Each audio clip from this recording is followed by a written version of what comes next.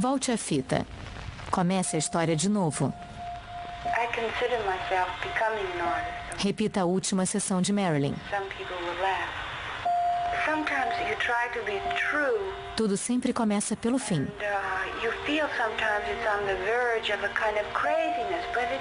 Tentaremos recontar essa história. Seria uma história trágica, mesmo se cortássemos o final. Seria uma história triste, sem nada para compensar a melancolia. Nem mesmo o sorriso de Marilyn, que parecia se desculpar pela beleza dela.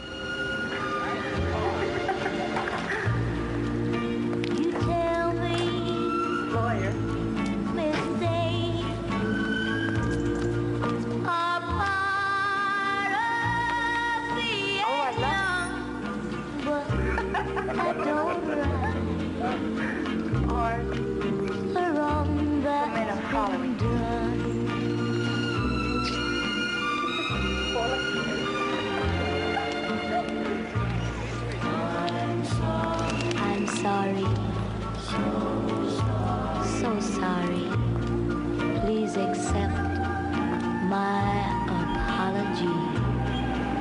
But love is blind, and I was too blind to see. Uma história de amor e ódio entre a estrela e o Dr. Ralph Grinson, seu último psicanalista. Love was blind, and I was too blind to see.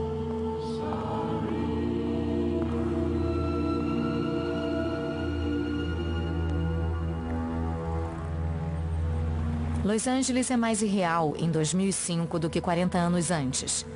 Mais metálica, mais nua. Em agosto, a poluição cobre a cidade como um véu rosa. Ao meio-dia, as ruas enevoadas lembram antigos filmes em sépia.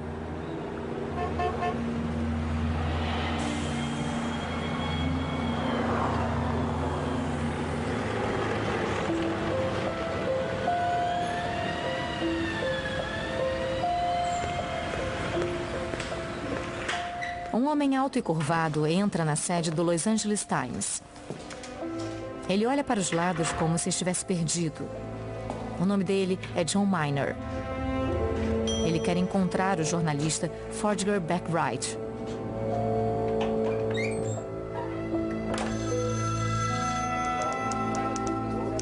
É um homem velho que veio contar uma velha história.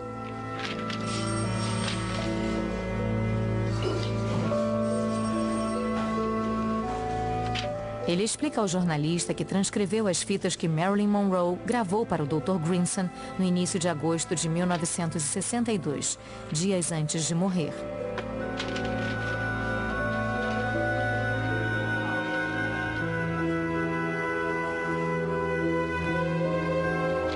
John Miner era o assistente do chefe do Instituto Médico Legal e havia participado da autópsia de Marilyn Monroe.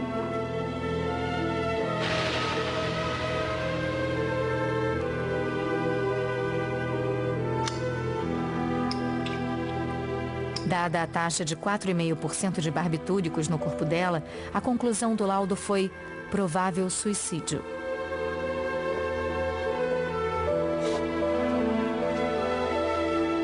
O laudo não ignorava o fato de que Norma Jean Baker havia levado 36 anos para cometer suicídio, nem excluía algum envolvimento criminoso.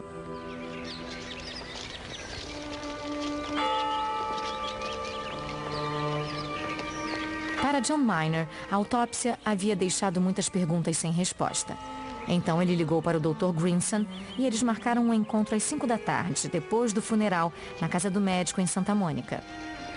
Marilyn havia morrido 3 dias antes, em 8 de agosto de 1962.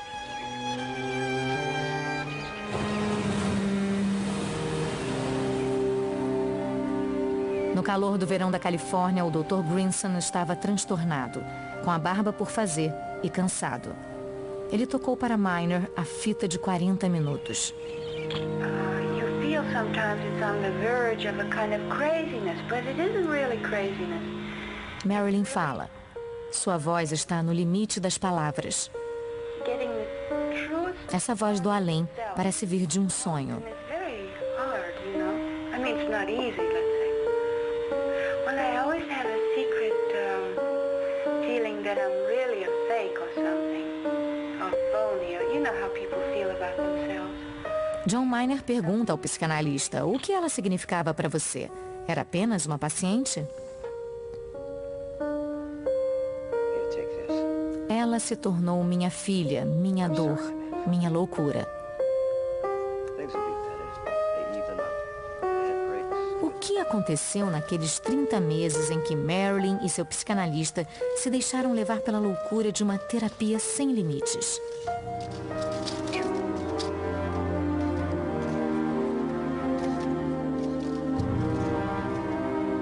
Em 17 de agosto de 1962, o caso foi encerrado.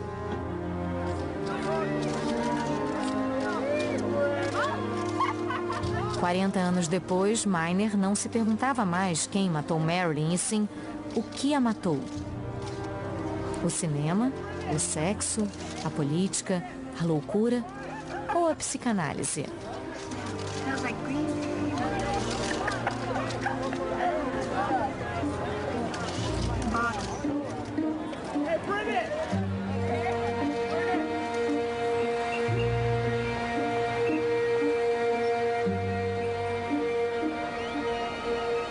Em Hollywood, a psicanálise era moda. Psicoses, neuroses e perversões. Os astros ricos e vulneráveis se curavam com palavras. As pessoas da imagem e as das palavras se uniram na alegria e na tristeza. Ralph Grinson era o psicanalista dos astros. Um grande intelectual da Europa, professor de psiquiatria da Universidade de Los Angeles. Ele já tinha tratado atrizes loucas, mas ficou impressionado com o jeito de falar de Marilyn. Ela falava sem dor de coisas dolorosas.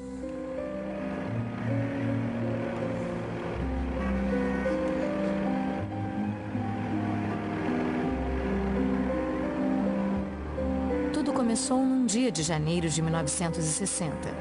Marilyn chamou Grinson com urgência ao seu quarto no hotel Beverly Hills.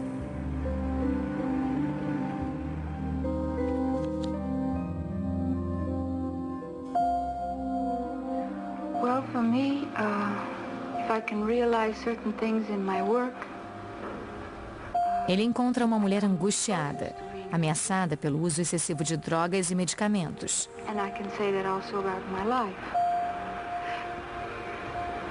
So that you have two possible elements of Ele aceita ajudá-la a sair da cama, a fazer cinema, ajudá-la a amar, ajudá-la a não morrer. there's the professional happiness. Oh, no, it's all right. You've been very patient as it is. Yes, I think there's A primeira sessão é curta. Marilyn está em Los Angeles com o marido, o dramaturgo Arthur Miller, para rodar Adorável Pecadora com Yves Montand.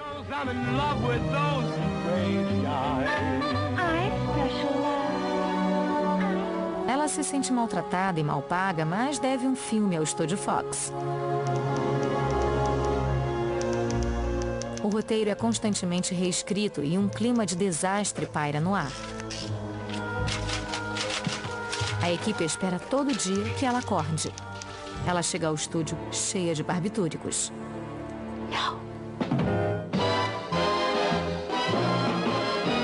While tearing off a game of golf, I may make a play for the caddy.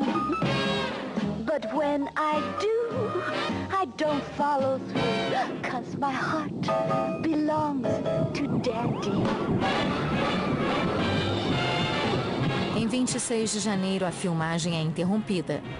Ela desaparece por 3 dias, pouco antes de gravar a primeira cena com Yves Montand.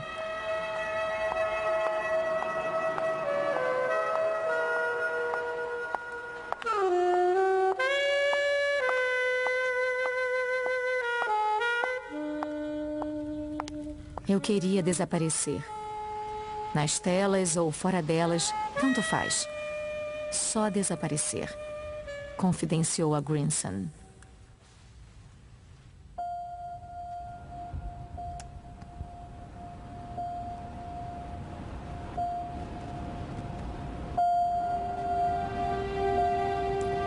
O médico pede a Marilyn que o encontre em casa para manter a discrição.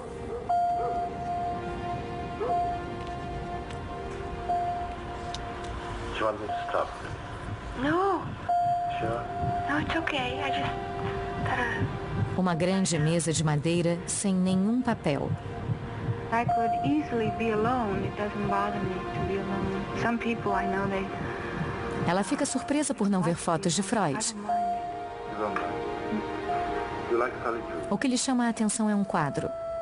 Uma mulher nua, de costas, serena. Yes, I pay $10 an hour, and then we made... Marilyn a vê como um enigma. So I had lessons, you know, few... Ela pergunta ao médico qual é o segredo dessa mulher.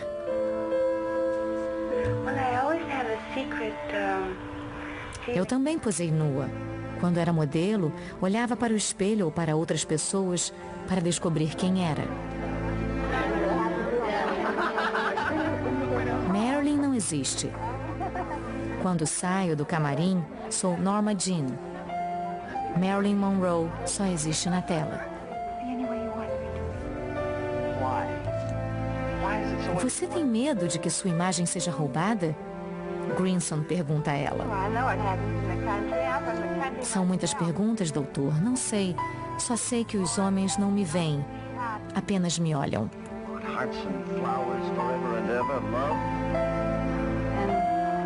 Grinson percebe que entre os olhares, quando ninguém repara, o rosto dela relaxa, se desfaz. Morre.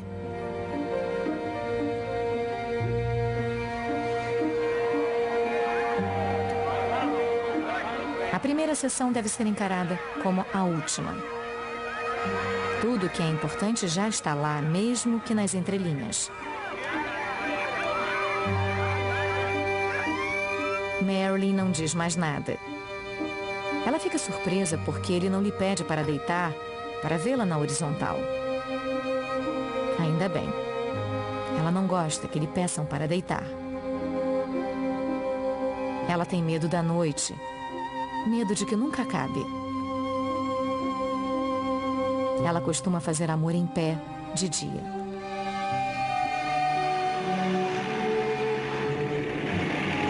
Quando fechamos os olhos na análise, revivemos. Com o médico das palavras, Marilyn revê velhas imagens que preferia esquecer. Ela tinha 20 anos e aliviava sua dor com homens e mulheres para ter força até de manhã. Para sobreviver em Hollywood, ela vendia o que podia para quem quisesse. Seu corpo para produtores. E a imagem do seu corpo para espectadores de filmes pornográficos.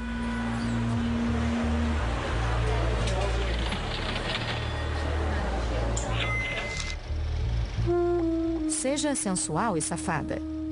Sem dúvida foi isso que o desconhecido cineasta disse para ela naquele apartamento sombrio de Los Angeles. Se este curta não for falso, foi o primeiro filme dela. Tantas vezes reproduzido, o filme parece dizer aos voyeurs: não há nada para ver.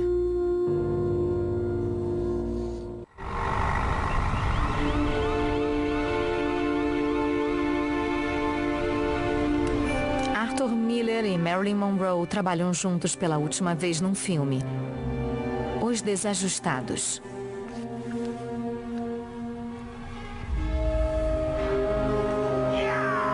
Miller escreve o roteiro e ela fica com o papel principal, que é a sua própria vida, sua biografia desajustada. John Huston dirige o filme. Grinson promete ficar de olho nela.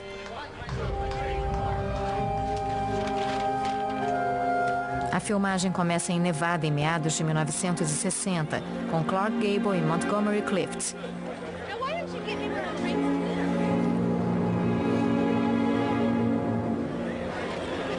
Marilyn chega pálida e cansada, com 2 dias de atraso, para gravar no deserto próximo a Reno, num calor de 40 graus.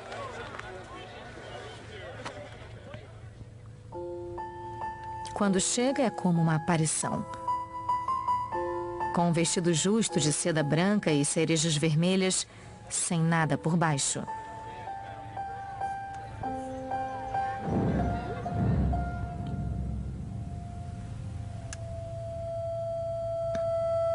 Uma deusa insensível que pode matar ou partir seu coração com um sorriso.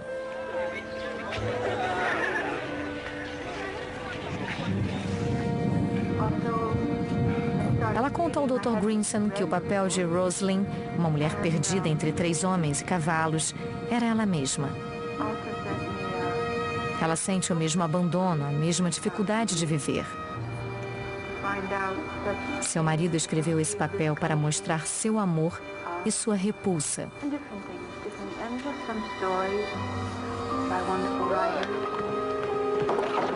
Huston prefere filmar em preto e branco e não em cores, para esconder os olhos vermelhos de Marilyn.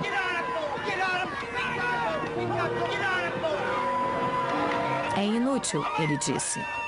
As neuróticas suicidas me dão nos nervos. Não vou gostar de você nem morta.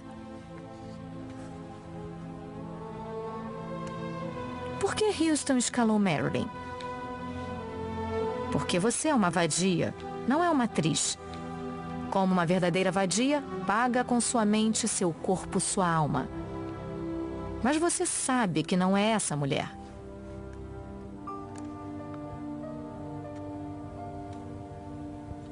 Ele continua.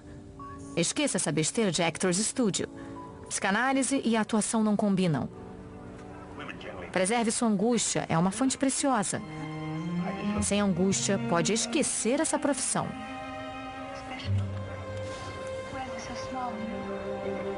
Ela conta a Grinson a cena que a exauriu. Sua personagem, Rosalind, tenta impedir que os 3 homens matem um cavalo. Ela se vira para Gable e grita: "Eu te odeio!"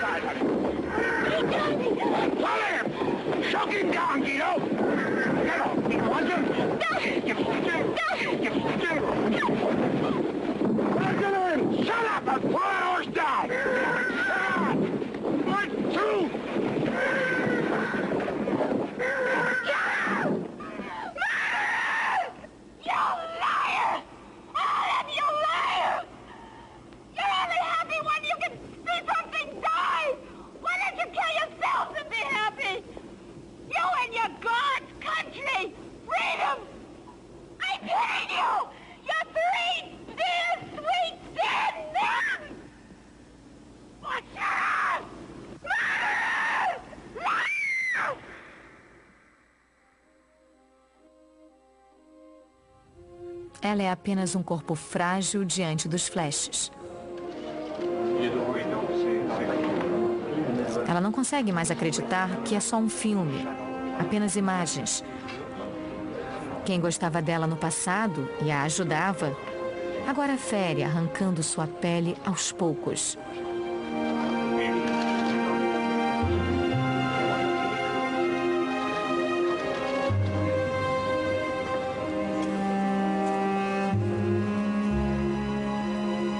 O diretor de fotografia explica ao produtor: "Não posso filmá-la.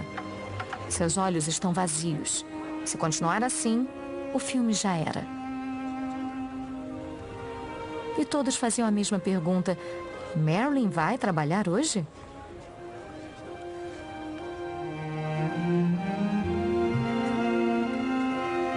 Exausta com a filmagem, ela percebe que seu casamento com Miller chegou ao fim.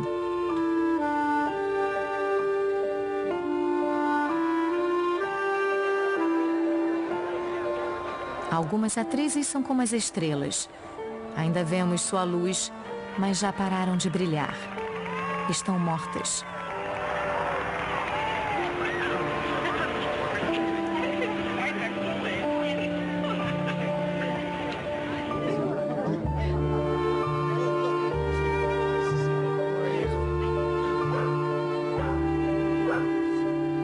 Em 18 de outubro, a filmagem termina.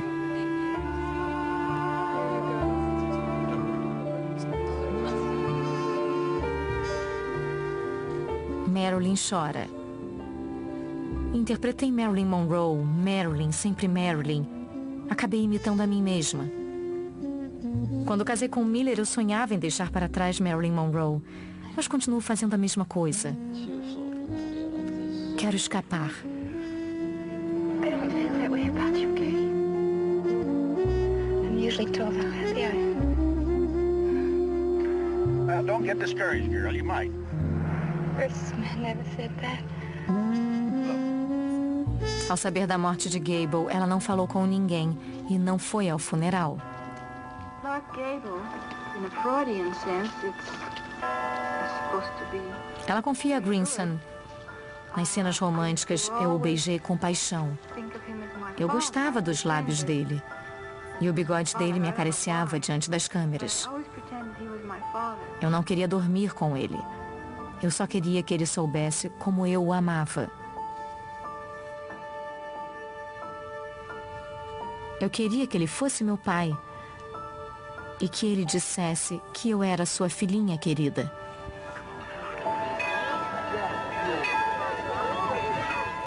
No batismo do filho de Gable, ela deixa Nova York. Cruza o país para beijar o filho que desejava ter. I'm sorry. So sorry. Please accept my apology. Ela chega toda de preto como uma viúva. And I was too blind to see.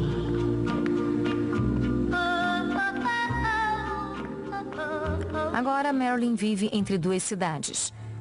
O divórcio de Miller foi concluído em janeiro e seu último filme com Montand foi um fracasso.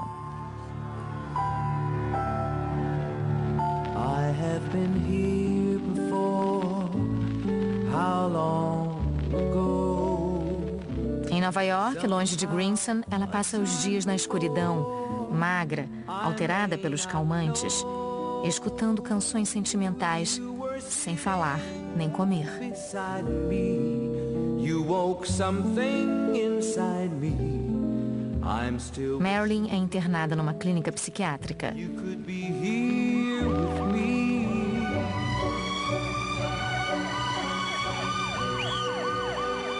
Ela estava tão drogada que não se lembrava de ter assinado sua ficha de internação.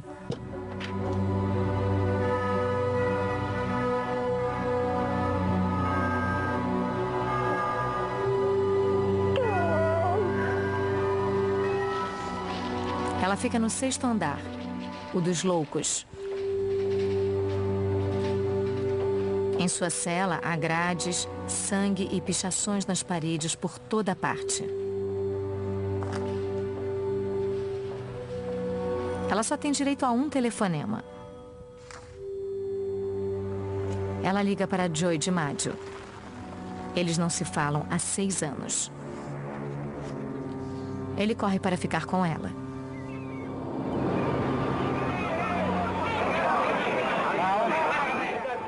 Quando ela deixa a clínica 12 dias depois, é bombardeada pelas perguntas dos fotógrafos. Ela parece cansada, desorientada. Não consegue fugir desse pesadelo.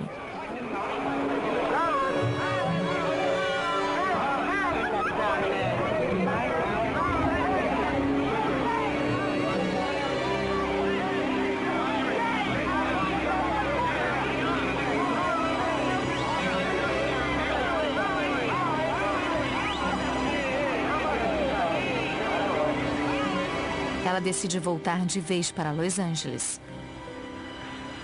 A cidade onde nasceu. A cidade onde não quer morrer por nada no mundo. A cidade onde morrerá.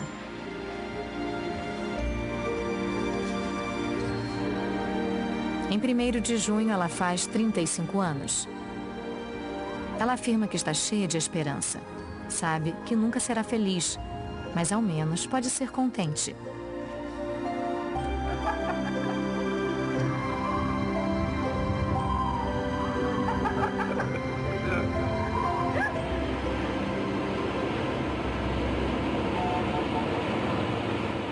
Do que ela vive nos últimos meses? Do que ela morre? Sexo demais?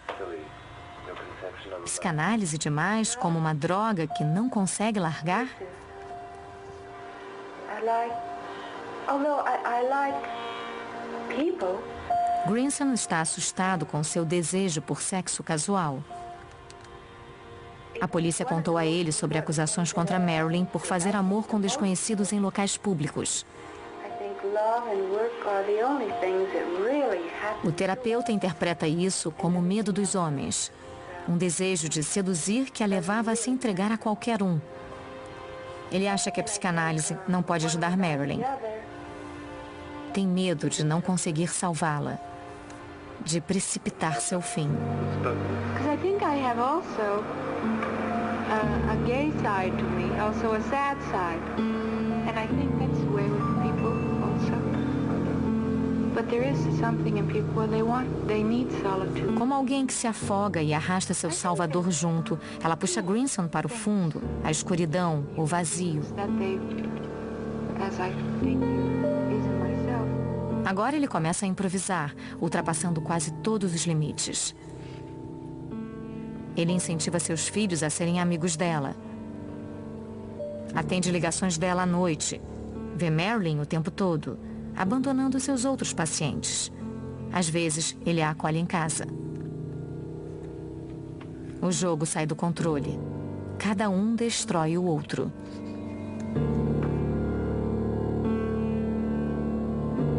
Grinson, que recebia Marilyn em sessões de 4 horas, agora a vê à noite também.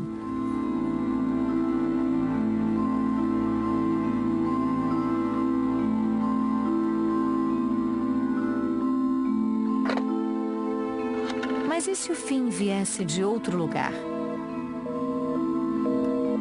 Dos Kennedy, o presidente John e seu irmão Bob.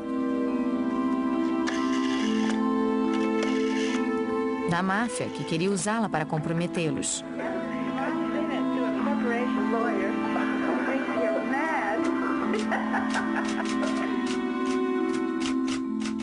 Em 1º de outubro de 1961, Marilyn conhece num jantar o irmão mais novo de John Kennedy, Bob, o ministro da Justiça. Casado e pai de 7 filhos. Naquela noite, ela escolhe um vestido que realça sua palidez. Quer mostrar os seios.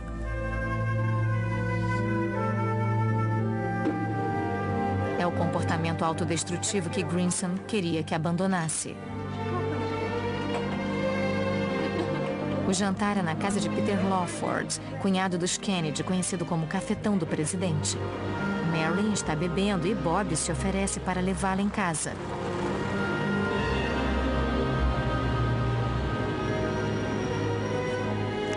Pouco depois, ela escreve um poema desesperado.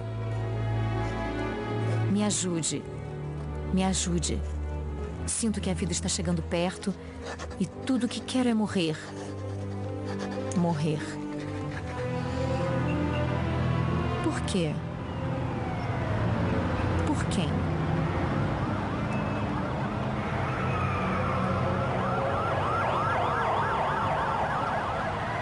Quando foi? Tarde da noite, Marilyn telefonou para seu velho amigo André de Dienes. Ela queria ser fotografada. Queria posar triste e bêbada.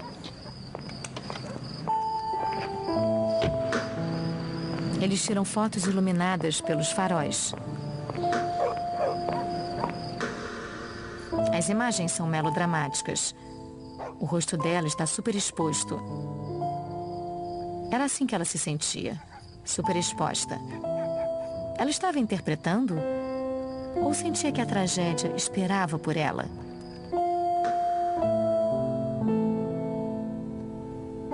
Ela diz a Grinson que não sabe para que serve a noite.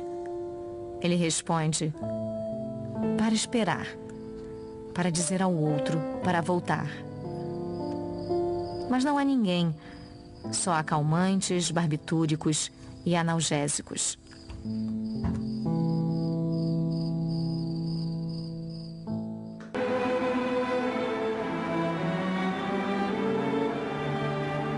Em fevereiro de 1962, Marilyn compra uma casa no bairro de Brentwood, entre o estúdio e a casa do seu analista. Ela quer uma casa dela, mas parecida com a dele. Helena Drive, número 4. A casa dela era menos bonita e menor, mas era igual a de Ralph Grinson. Essa casa será o filho que você não teve, o marido de quem se divorciou, ele diz. Marilyn põe o piano branco na sala de estar. Ela volta para ele como se fosse um amigo perdido. Amava acariciá-lo com a ponta dos dedos quando as pessoas eram ignorantes e a vida insuportável.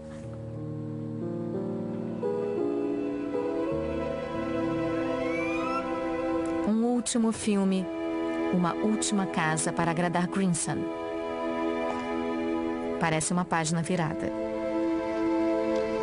Depois de tudo, ela pensaria em voltar para uma última sessão?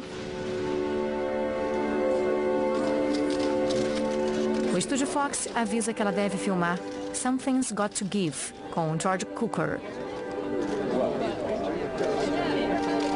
Grinson negocia um bom cachê para ela e para si mesmo, um posto de conselheiro especial durante o filme.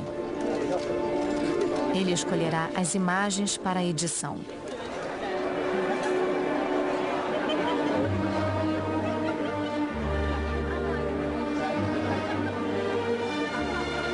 Ela comparece à cerimônia do Globo de Ouro com seu amante mexicano José Bolanos.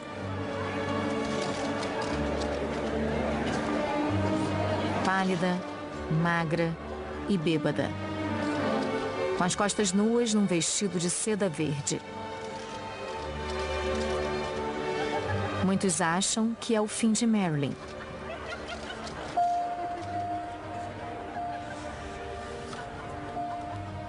O fim do jogo.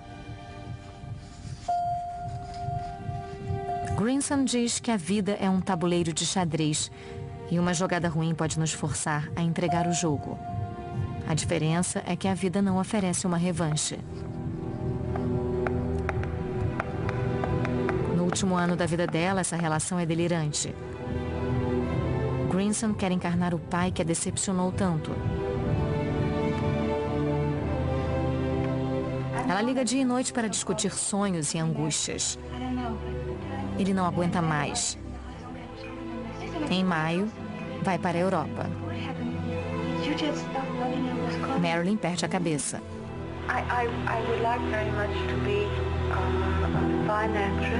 Ela compra um gravador e se grava em casa, no escuro, à noite.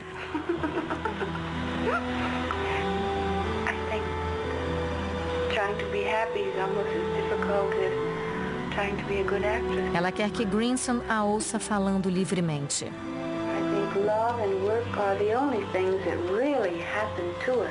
Foram essas palavras que John Miner ouviu no dia do enterro de Marilyn.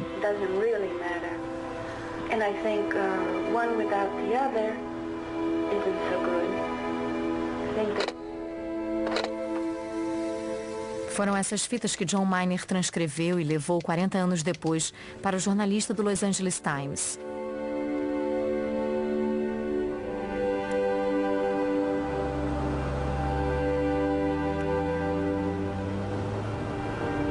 O início de Something's Got to Give é um pesadelo. Marilyn acredita que Cukor a odeia e ameaça se suicidar.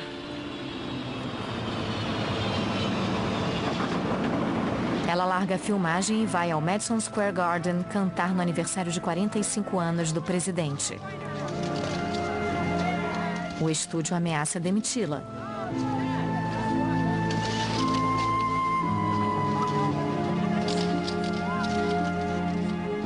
Nova York era uma festa e ela era a rainha. Um tabuleiro de xadrez dominado pela beleza dela. Ela faz jogadas imaginárias sobre os quarteirões.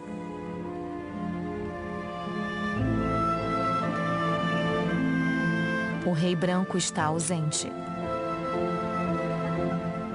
Sua mãe é a rainha preta. Marilyn é a rainha branca. Grinson é o cavalo branco ou preto. Os Kennedy são 2 bispos pretos.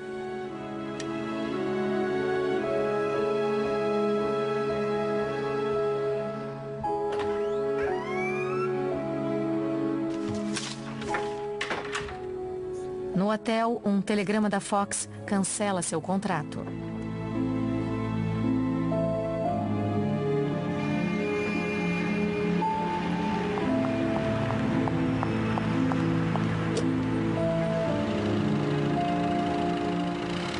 Perturbada, ela tem dificuldades no ensaio. Mal consegue dizer feliz aniversário pela 30ª vez.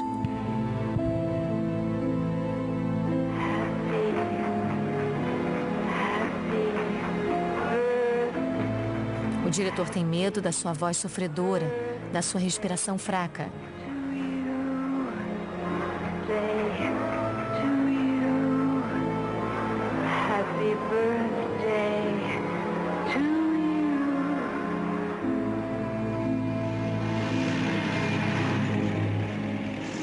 Marilyn Monroe está feliz como uma criança entre adultos. Uma garota que cresceu na pobreza não resiste às honras. Ela pagou $1.000 para comparecer.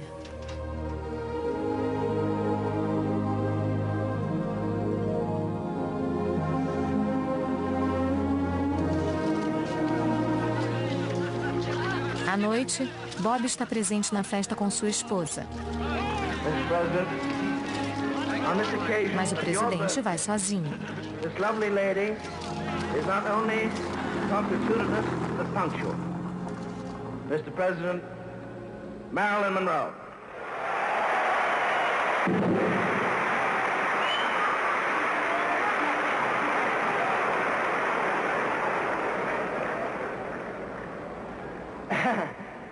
A woman about whom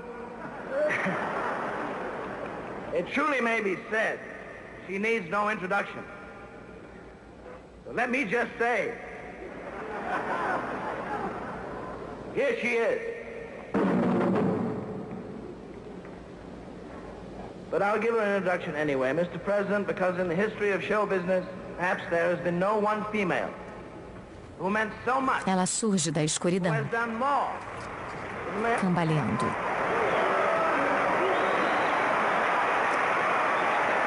Como se estivesse incomodada com o corpo num vestido transparente. Mr. President, the late Marilyn Monroe. A atrasada Marilyn Monroe. Em inglês, late significa atrasada, mas também falecida. Ela realizou seu sonho. Chegar atrasada ao próprio funeral.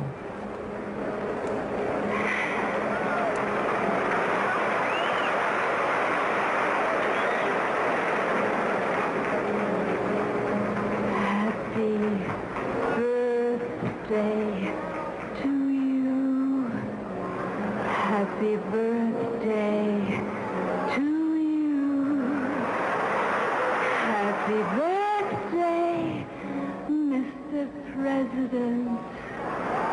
Happy birthday. Suas palavras são uma carícia prazerosa. Seu canto, cada vez mais sexual, é uma paródia dela mesma. Mr. President, for all the things you've done, the battles that you've won, the way you deal with U.S. Steel and our problems by the ton, we thank you so much.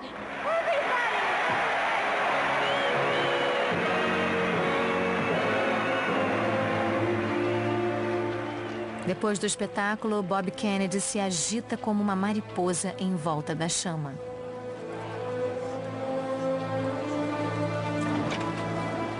Mas de madrugada é John que leva Marilyn à suíte do Hotel Carlyle.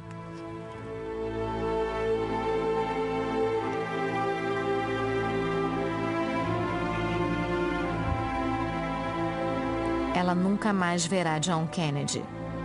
Depois dessa noite, ele decide terminar o caso e negar os boatos. As fotos da noite são confiscadas pelo FBI.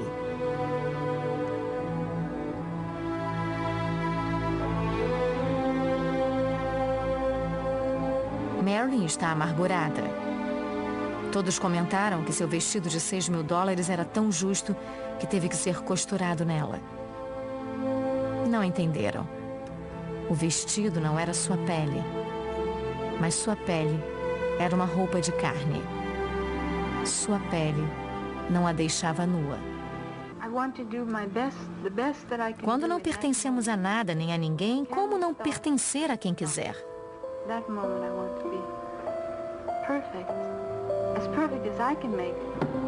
O que você queria resgatar na festa de Kennedy? Ele ataca. Ela explica. Eu senti orgulho. Havia um silêncio total no ginásio. Um silêncio assim diante daquele público me aquece. É como um beijo.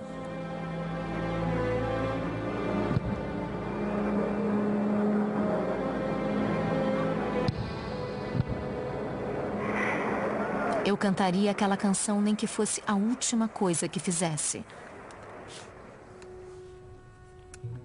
Ela se interrompe. Depois fala em voz baixa, como se estivesse presa há muito tempo. Tenho que falar da minha mãe.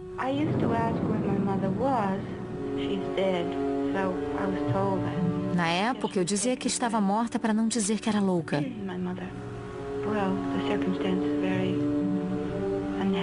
Marilyn fala da pobre garota sentada em frente ao estúdio RKO, onde sua mãe cortava películas e arruinava as vistas olhando para os astros.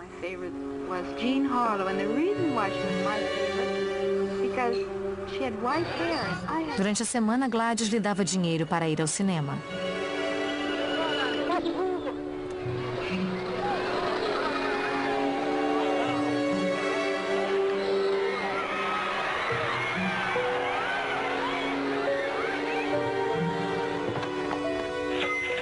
Eu adorava ser a garota da primeira fila, sozinha diante da telona.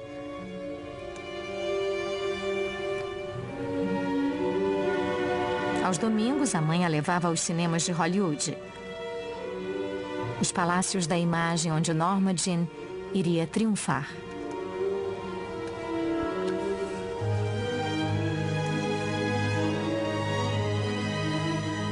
Ela adorava olhar a calçada de cimento com os pés das atrizes consagradas.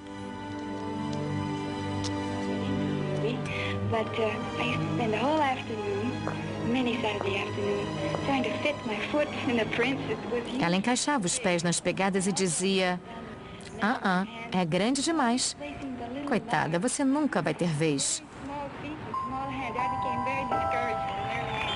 No dia em que deixou suas marcas, teve a sensação de mergulhar as mãos no passado e entendeu que nada era impossível.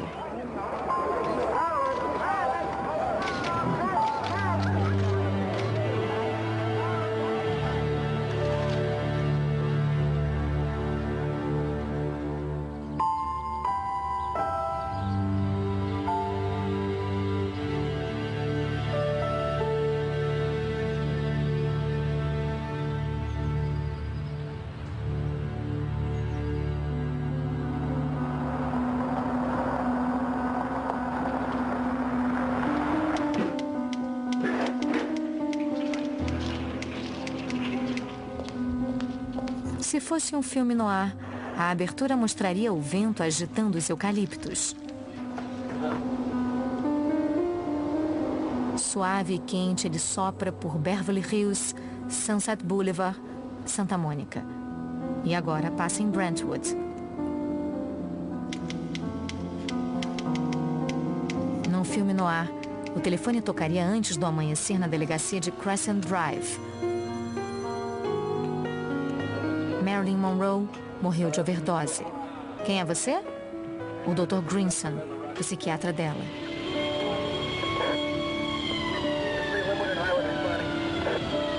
A polícia percorre as ruas desertas até a avenida Carmelina e vira numa rua sem saída.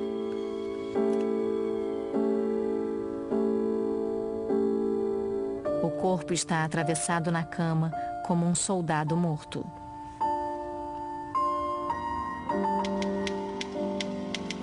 Num filme noir, a ambulância carregando o corpo de Marilyn embrulhado em plástico branco estaria desfocada.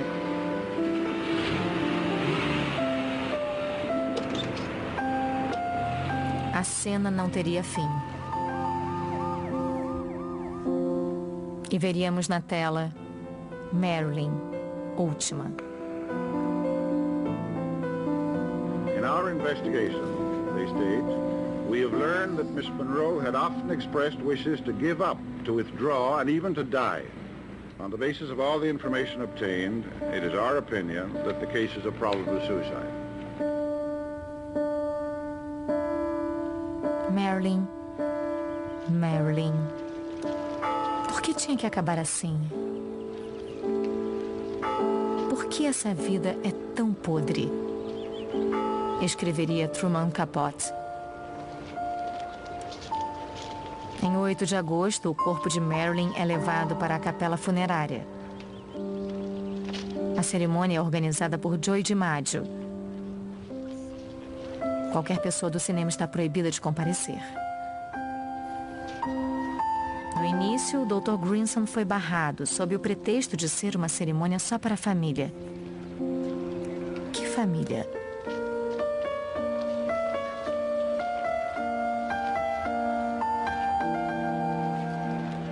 Especulava-se que Marilyn teria sido assassinada. Grinson era acusado de tê-la manipulado até ficar louca. John Miner ajudou na autópsia e queria entender.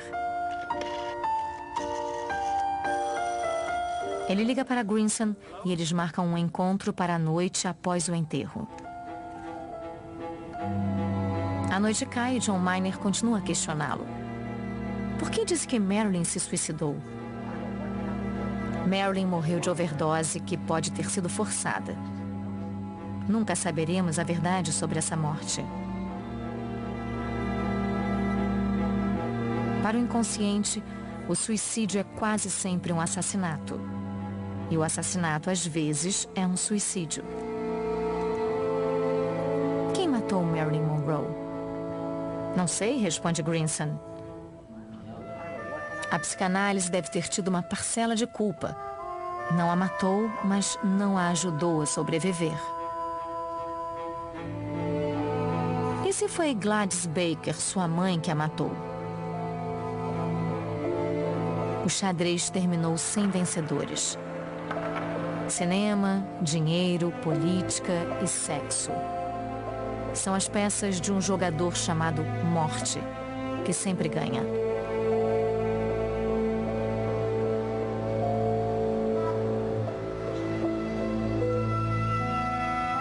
Mais de 40 anos depois, o jornalista do Los Angeles Times ainda refletia sobre as revelações de John Miner.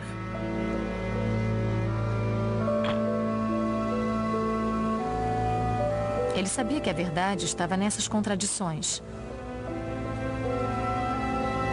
Nesses fragmentos de diálogos, nessas imagens mal combinadas. Ele decide publicar o relato de John Miner sem questionar sua veracidade.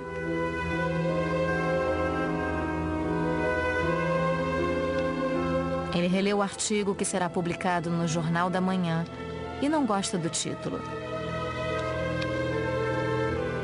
Marilyn no divã.